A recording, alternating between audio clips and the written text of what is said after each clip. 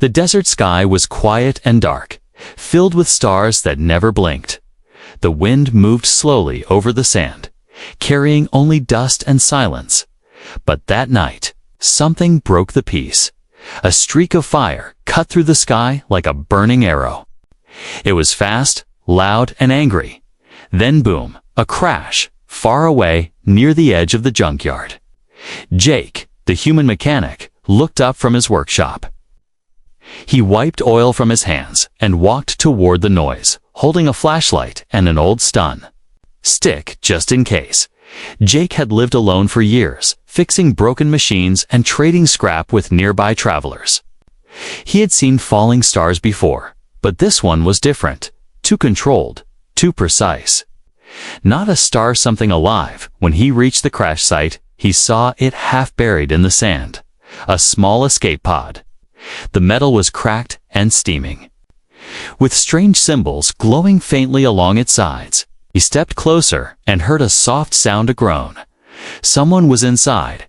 Jake pulled open the hatch, the heat burning his hands. Inside was a girl, not human, but close. Her skin was light purple, with thin silver lines moving along her arms. Her hair was white, short, and messy. Sticking to her forehead, she looked young, maybe his age. But thin and weak, her legs were trembling. One of them bent in a strange way. She was trying to move, but fell back with a small cry. "It's okay," Jake said softly. "You're safe now. I won't hurt you." The girl didn't speak, but her eyes, bright, glowing blue, watched him carefully. He reached in slowly, then picked her up gently. She was cold, lighter than he expected, and shaking badly, back in his workshop. Jake placed her on a soft blanket near the heater. He gave her warm water, but she didn't drink. She stared at her legs, her face full of pain and confusion. Jake sat down and looked at her carefully. One leg was swollen, the muscles too tight, like they were locked. The other had strange markings, like tech tattoos, pulsing softly under the skin. "I don't know what species you are," Jake said, "but I can help with the pain." Still, she didn't speak, only looked at him, her eyes narrowing when he touched her leg. He paused. "Look, I'm not a doctor, but I fix machines, and bodies aren't that different." She said nothing, but didn't pull away. "So," he started. Jake moved slowly, pressing his fingers gently into her leg muscles. She winced at first, then gasped. Something strange happened to her. Skin glowed slightly, like something under it was waking up. Jake pulled back. "Whoa. Okay, that's new." The girl looked down at her leg, surprised. She touched it with her own hand, then looked at Jake. Her voice was soft and shaky. "Again." Jake blinked. "You want me to do it again?" She nodded. "Please." He continued the massage, this time a little deeper, as his hands moved. The silver lines under her skin lit up. Her muscles twitched, then slowly relaxed. Jake could feel heat rising under her skin, as if something old was being unlocked. The girl breathed faster, her eyes wide. But not in fear anymore, in wonder. "You're not just injured," Jake said quietly. "There's something inside you, something changing." The girl looked at him and whispered, "I was sealed." Jake frowned. "Sealed?" She nodded. "My legs. Locked by my people long ago, so I could never awaken." Jake sat back, stunned. "What happens if you do awaken?" The girl looked at her hands, then at him. "I don't know. But it started when you touched me." Outside, the wind blew harder, but inside, something warmer began to grow. Jake brought her a small meal and sat with her as she tried to eat. Her hands were shaking less now, her eyes more alert. "I'm Jake," he said. "What's your name?" She paused, then answered, "Zura. Nice to meet you, Zura." He smiled. "You're safe here." Zura looked down at her legs again, the glow still gently pulsing beneath the skin. "I don't think I'm supposed to be safe," she said. "They'll come for me." Jake raised an eyebrow. "Who?" But Zora didn't answer, her face turning toward the door. Toward the stars. In that moment, Jake realized this wasn't just about a crash or a strange girl. He had touched something ancient, something powerful, and now he was part of it. Whether he liked it or not, Jake could not sleep that night. Even though the desert was quiet and the stars were peaceful, something inside him stayed awake. He kept looking at Zora, lying on the blanket. Her body still and her eyes closed, but her legs.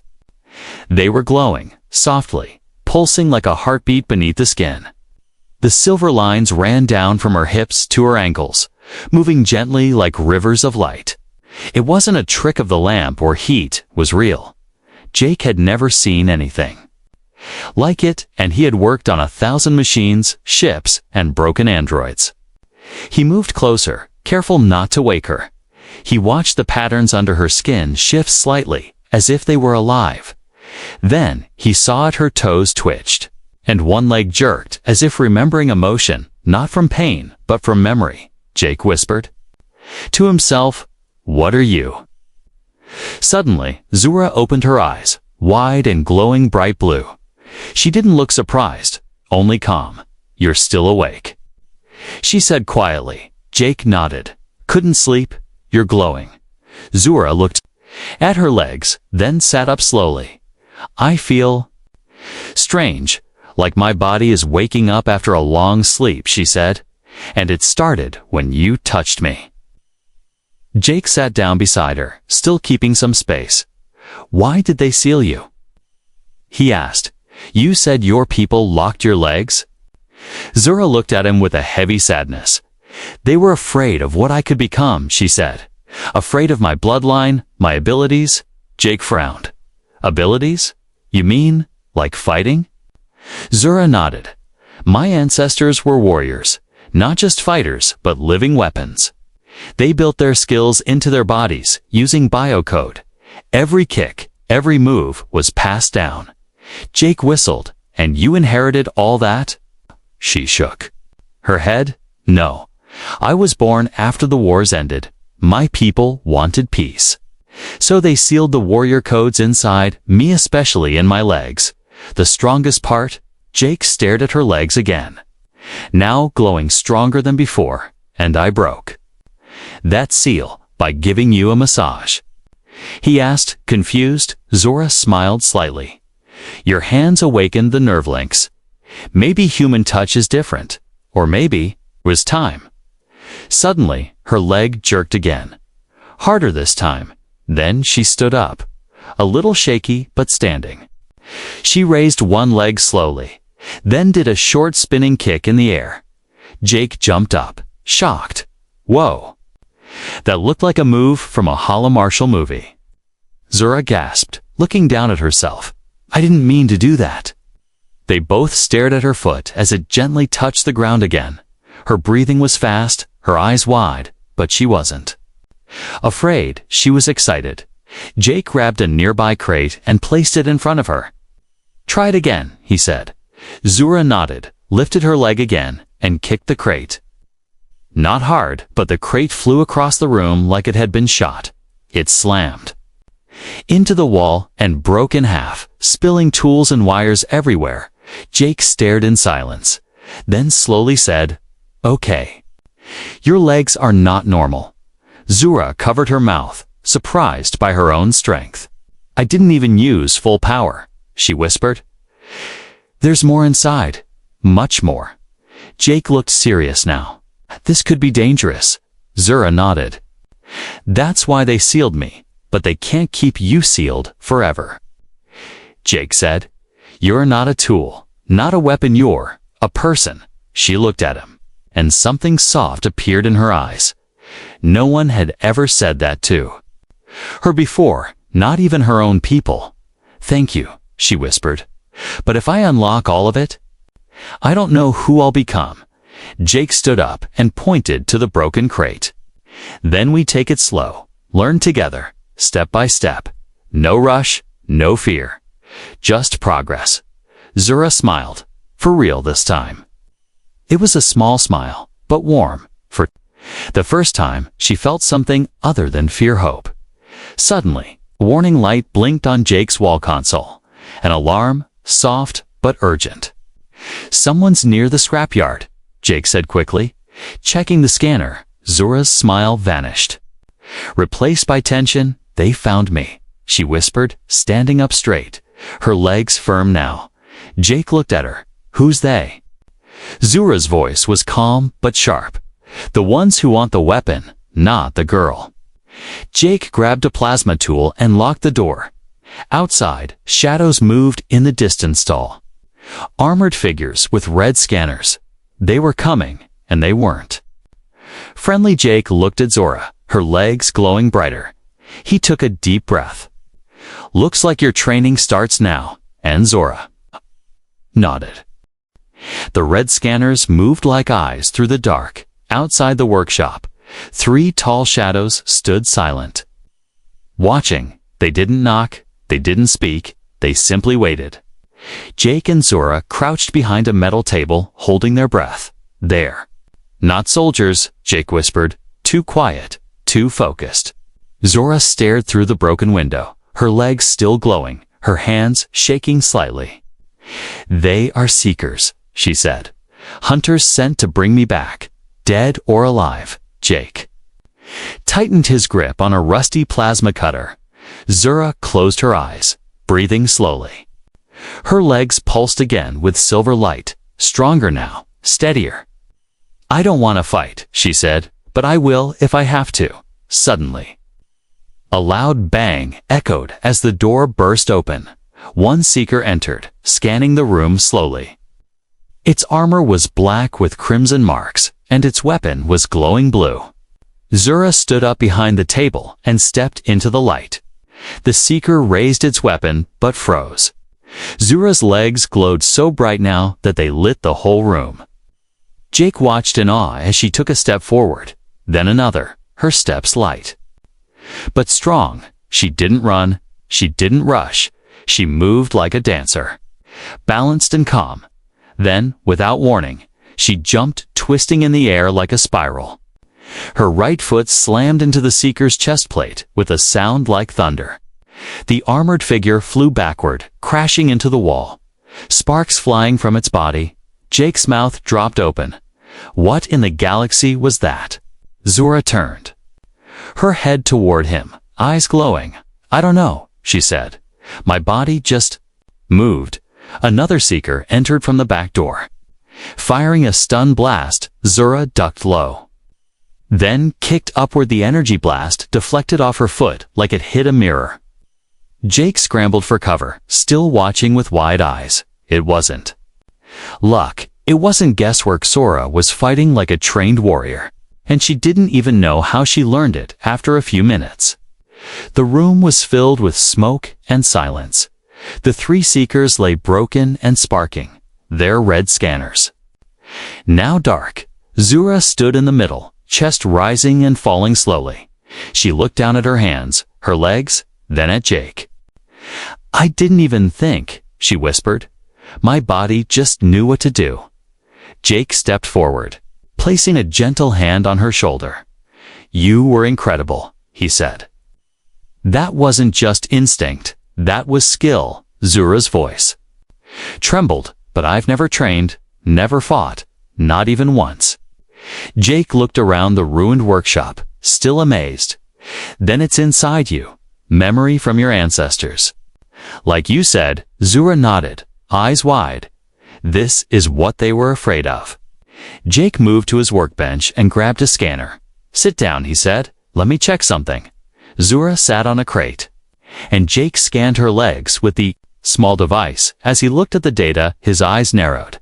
"There's nanotech in your muscles," he said. "Tiny machines woven into your DNA." He looked up. "It's not just memory, it's code, like software." Zora stared at him. "They didn't want me to become like the old ones. The warriors." Jake leaned back. "Well, too late for that." Zora gave a small laugh, tired but real. Jake smiled. "So, now what?" Zora looked at the broken seekers. They'll send more, stronger ones. Jake scratched his chin. Then we get stronger too. Train, prepare. Zora tilted her head. You want to help me? Jake nodded. Why not? I'm good with machines. And you? You've got legs that could knock down a tank. She smiled wider. You're strange, for a human. And you're glowing, Jake replied. But I think we'll get along for the next few hours. They cleared the room and started building a small training area. Jake created moving targets from broken drones. Zura began practicing kicks and jumps. Every time her foot struck a target, the silver light flared brighter. But something else started happening too. With each move, more memories came to her. Not words, but feelings, images, reflexes. She remembered fighting in zero gravity, dodging laser fire, spinning between enemies. It was like her muscles were speaking to her in silence. At one point, she stopped and looked at Jake, her eyes wide with realization. I don't just have combat memories. She said, I have battle strategy, movements, counterattacks. Jake raised his eyebrows. So you're not just a fighter, you're a full weapon system? Zura frowned. I don't want to be a weapon. Jake nodded. Then be something else. Be a protector. She thought about it. Then whispered, I like that. The stars were rising again, shining down on the desert, but this time Zura stood taller, stronger. She had power she never asked for, but now she had a choice, and for the first time she felt ready to use it. Night fell over the scrapyard like a soft blanket. The stars above looked peaceful, but the ground below held secrets. Jake sat near the fire pit, fixing a small drone while Zura practiced her footwork in the sand. Her movements were smoother. Now every kick, every spin, every jump looked sharp and natural. She was learning fast, maybe too fast. Jake noticed something new, too, when Zura moved. The silver glow under her skin didn't just light up, it reacted. The ground shook slightly when she landed. Even if softly, air shifted when she spun, like energy pushed out from her legs. She wasn't just strong, she was becoming something more. You okay? Jake asked, watching her stop and catch her breath. Zora nodded, wiping sweat from her forehead. I feel alive, she said with a small smile, but also watched. Jake stood up, looking toward the desert. The sensors he set up earlier beeped softly, then went silent. He checked the screen movement detected just beyond the junk hills. He narrowed his eyes. We have company. Zura froze, then walked toward him. More seekers? She asked. Jake shook his head. Not the same signal. These are cloaked ships.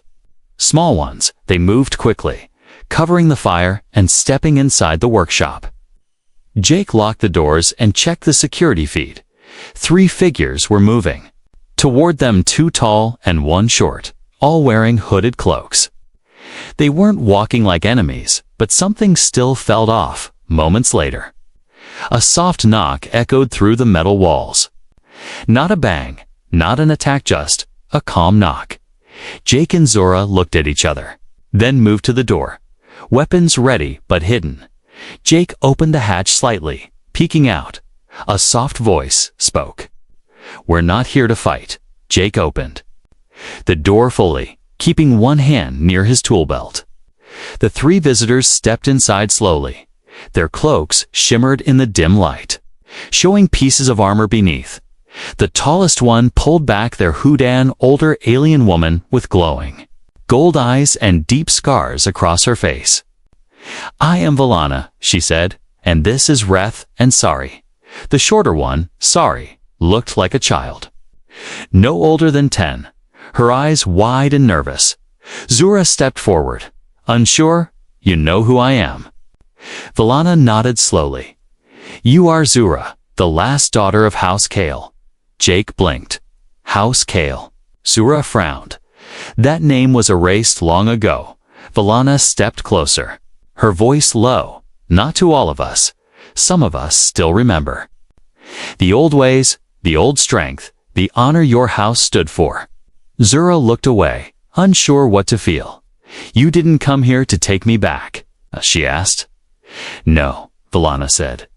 We came to warn you others are coming. Worse than the Seekers. Jake leaned forward. Who? Valana looked at him. Collectors, bounty kings, black market warlords.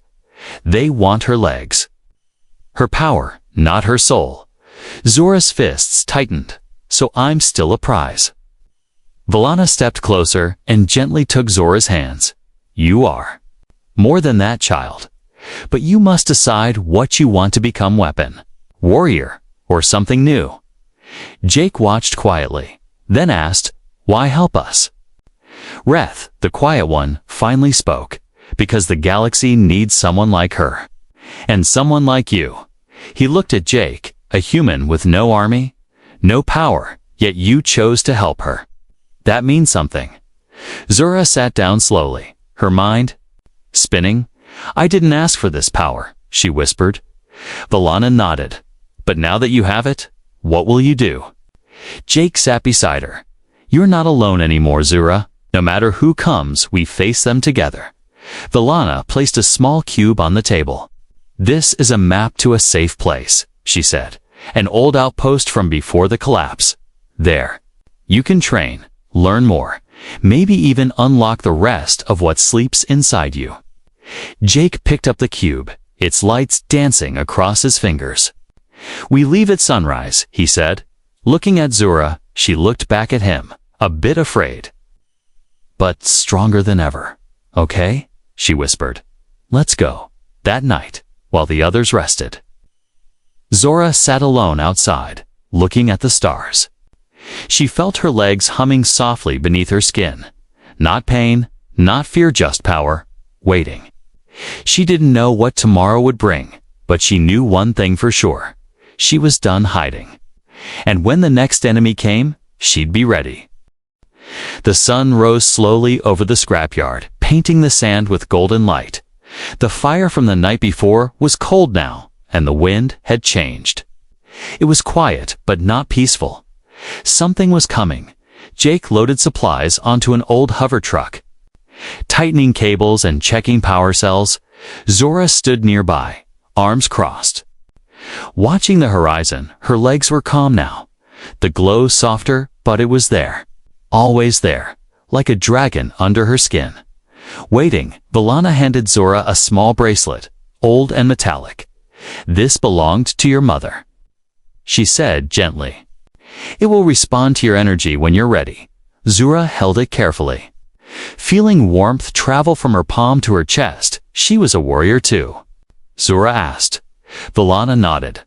The finest, sorry, the youngest, smiled and waved goodbye. You're my favorite alien, she whispered to Zora, who smiled back. Jake climbed into the truck and called out, we'd better move before the heat melts our tires. Zora took one last look at the scrapyard, the place where she woke up, where everything changed. Then she stepped into the truck, ready for what was next. They drove 4 hours across the desert, passing broken satellites, old outposts, and skeletons of long-dead ships. Jake hummed quietly while Zura stared at the bracelet on her wrist. The further they went, the stronger she felt something calling her. Not with words, but with memory. Suddenly, the engine made a loud clicking noise, then shut down. Jake cursed under his breath and opened the hood, steam rising from the engine. We've got a melted coil. He muttered, give me 10 minutes. Zura stepped out to stretch her legs, the sand warm under her boots. That's when she heard footsteps, heavy ones. She turned sharply, eyes narrowing across the ridge. A group of figures appeared, 5 of them, all armored and all armed. Jake looked up and froze. Collectors.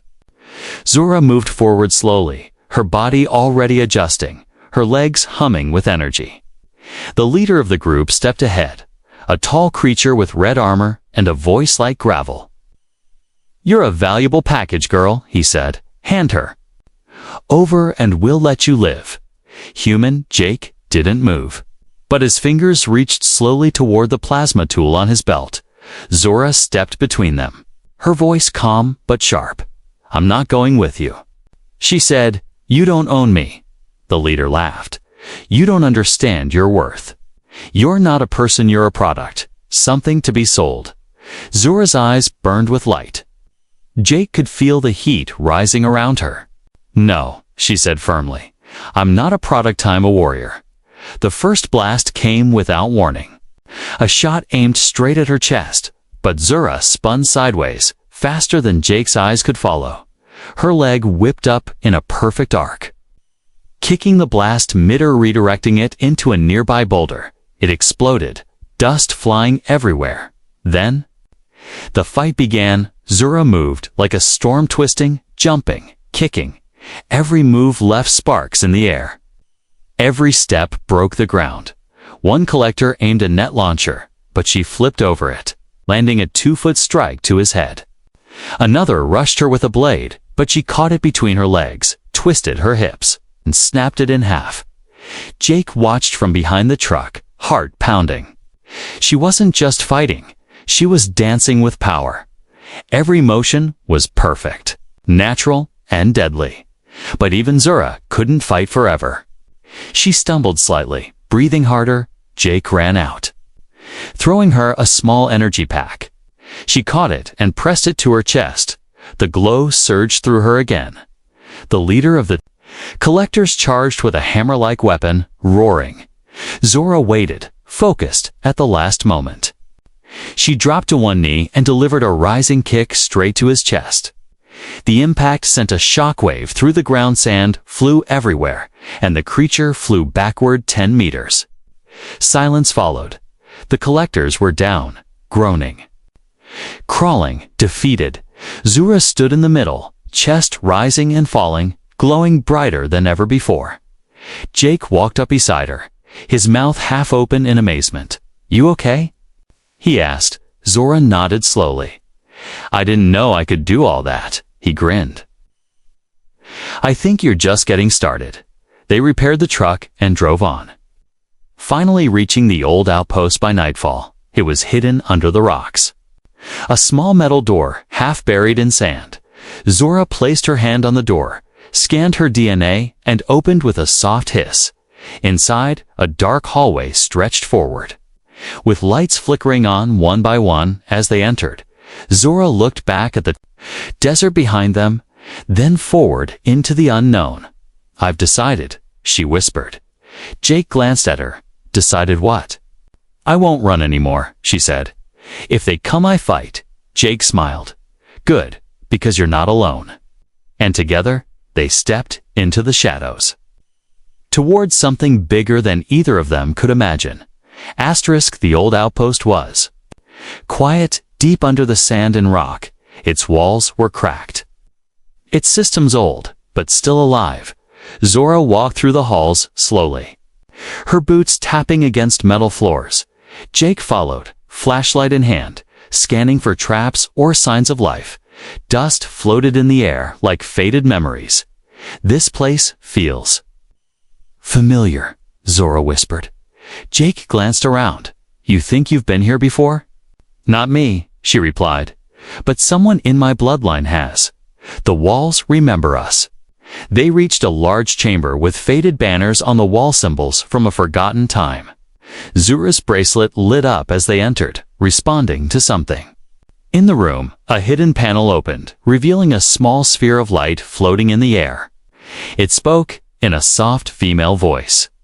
"Welcome, daughter of Kale. Do you seek to awaken the legacy?"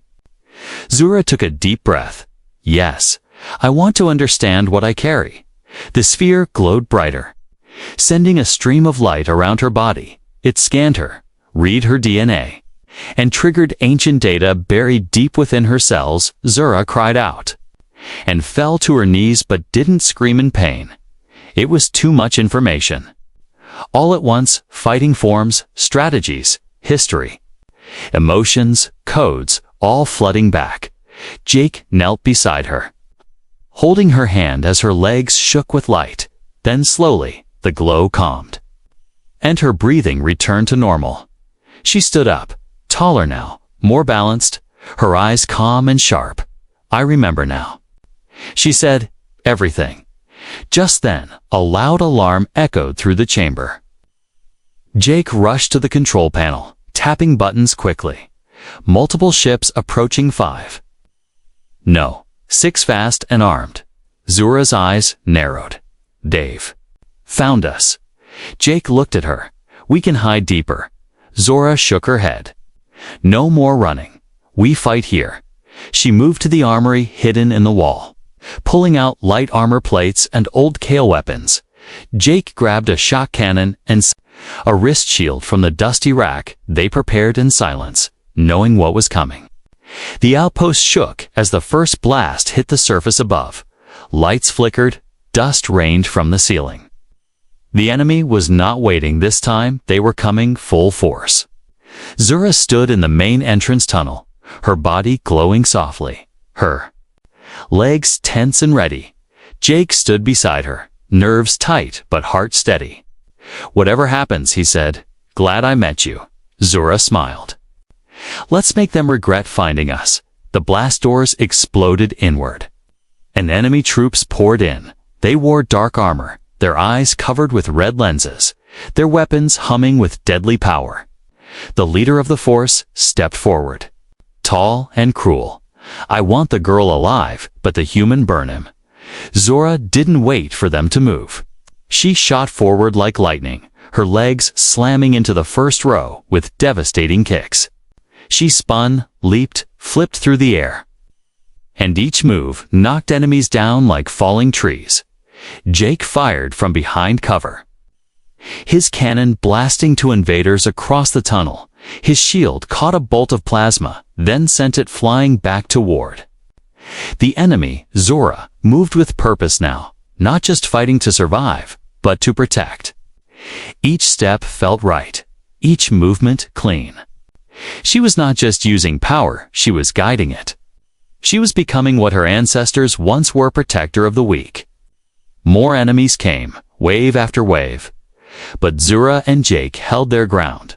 Together, they fought like one unit, one mind. Jake's tools and quick thinking, Zora's strength and grace, it was unstoppable. But then, the final threat arrived. The enemy leader entered, holding a staff made of black crystal. He moved fast, far faster than the others. He aimed directly for Zura, swinging the staff with crushing force. Zura blocked the first hit with her arm. It sent her flying backward, crashing into a wall. Jake fired at the leader, but the staff absorbed the energy. The enemy turned and knocked Jake down with a single punch. Zura rose, blood on her lip, eyes glowing like twin stars. She walked forward slowly, ignoring the pain. "You're strong," the leader said, "but you were meant to be controlled." Zura shook her head. "Not anymore." She ran forward. Faster than before, the leader swung again. She slid under the blow, rose with a knee to his chest, and kicked upward with both legs. The air cracked as her strike hit, the sound echoing through the chamber. The leader flew backward and slammed into the wall, his staff shattered. His armor cracked, silence followed. The remaining troops fled, afraid. Jake groaned and stood up, limping slightly. Zura walked over, helping him stand. "You good?" she asked. He nodded with a smile. "Barely. But yeah, the battle was over." The old outpost was damaged, but it stood, and Zura stood taller than ever before. She looked at the wreckage, the broken armor, the shattered staff. "They'll send more," she said quietly. Jake nodded. "Let them come. We'll be ready." The smoke had cleared, but the air still smelled like metal and ash. The outpost was silent now, filled with broken weapons, shattered armor, and the echoes of battle. Zura stood at the center of it all, her legs glowing softly, not from anger, but from calm.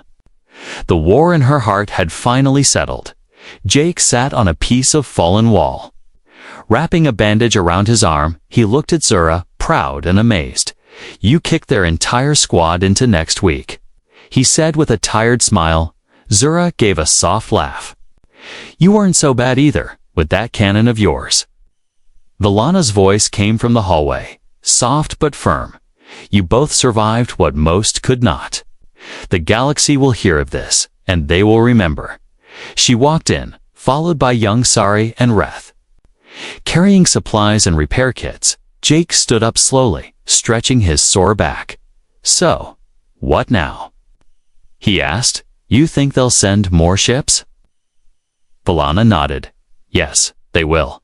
And they won't stop, not until Zora is either captured or becomes something they fear." Zora's eyes stayed on the glowing floor beneath her feet. She was quiet for a moment, lost in thought. "Maybe it's time I stop running from what I am," she said. "But I also won't be what they want me to be." She walked to the ancient chamber at the heart of the outpost. The bracelet on her wrist began to glow again, reacting to her new strength. A panel opened in the wall, revealing an old datapad once belonging to her ancestors.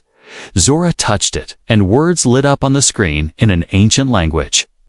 Jake stepped closer. Reading over her shoulder, "What does it say?" he asked. Zora translated slowly. "The last warrior will rise when she gives herself a new name. One not tied to war, but to choice." She stood still for a while, thinking deeply. Then she removed the bracelet and placed it gently on the stone altar.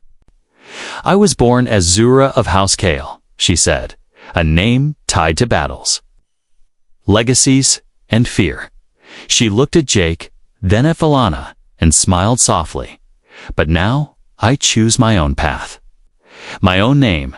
Valana stepped forward. "What name will you take?" "Child." Zora took a deep breath and said, "Call me Nira." Jake raised an eyebrow. "Nira?" She nodded. "It means light in my mother's old dialect. I'm not just a weapon. I want to bring hope, not destroy." Valana smiled proudly. "Then rise, Nira of the new dawn." Reth tapped Jake's shoulder and said, "You may not have glowing legs, human, but you brought this light to life. Don't forget that." Jake rubbed the back of his neck. "Yeah, well, I only gave her a leg massage." They all laughed for the first time in days, and it felt good, real, human, and warm. Later that evening, Jake and Nira stood outside the outpost under the open stars. The night was peaceful now, the danger far behind them for the moment. Nira looked up at the sky, her eyes thoughtful. "Do you ever wonder what's out there?" she asked. Jake nodded. "All the time. I don't want to hide anymore." She said, "There are others like me, maybe sealed, maybe forgotten, maybe waiting to be awakened." Jake looked at her. "You want to find them?" She nodded. "I want to help them, the way you helped me." Jake crossed his arms, smiling. "Well then, we'll need a better ship," she chuckled. "And maybe more snacks." The next morning, they began repairs on an old star cruiser buried near the outpost. It was huge, covered in sand, and full of rust, but the core still worked. With Jake's tools and Nira's strength, they pulled it back to life, piece by piece. After days of hard work, the ship finally roared to life, engines humming like a sleeping beast. Jake painted the name on the side in bold white letters.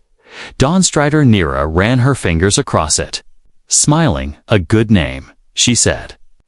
For a new beginning, Valana, Sari, and Reth stood by to say goodbye.